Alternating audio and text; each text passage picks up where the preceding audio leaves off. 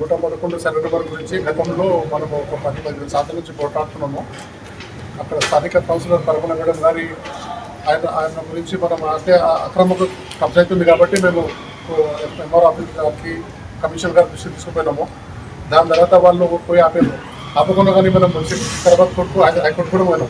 Court వాళ్ళ suit dismiss చేసింది వికారాబాద్లో. అంటే వాళ్ళకు వాటికి ఓనికి ఎలాంటి అనుమతి లేదు కాబట్టి మళ్ళీ కన్సెషన్ చేస్తున్నారు. ఇప్పుడు కమిషనర్ గారికి ఇచ్చినాము, ఎంఆర్ గారికి ఇచ్చినాము, డిప్యూటీ కలెక్టర్ గారికి ఇచ్చినాం. ఇస్తే వాళ్ళు ఏదో వాళ్ళు చూసి చూడకుండా ఉంటున్నారు. నేను చెప్పేది అంటే పూర్వ విద్యార్థులము గతంలో కూడా ఆడము చాలా మంది ప్రయత్నం చేస్తాం. ఆ పనికి అక్రమ పురోహితుంది, అది కోర్టుల ప్రాపర్టీ, అది దాంట్లో ప్రజల అది బాధ్యత ఉన్నది, ఆఫీసర్ల బాధ్యత ఉన్నది. కమిషనర్ కూడా చూసి చూడకుండా మనకు అది అలాంటి నాకేం సంబంధంగా అంటున్నాడు.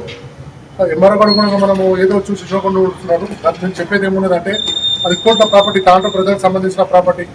డబ్బులు 111 సర్వే నెంబర్ పర్మిట్ అని ఎంఆర్ఓ రిపోర్ట్ ఇచ్చిన గతంలో వికారాబాద్లో సూట్ కూడా డిస్మిట్ అయింది. వాళ్ళకి ఓనికి ఎలాంటి అనుమతి లేదు. వాళ్ళు పెద్ద మొత్తంలో వాళ్ళు ధనవంతులు, ఏదో వాళ్ళు డబ్బులు ఆశించి ఆఫీసర్లకు కొన్నారు, కొన్ని వాళ్ళు పనులు నడిపిస్తున్నారు.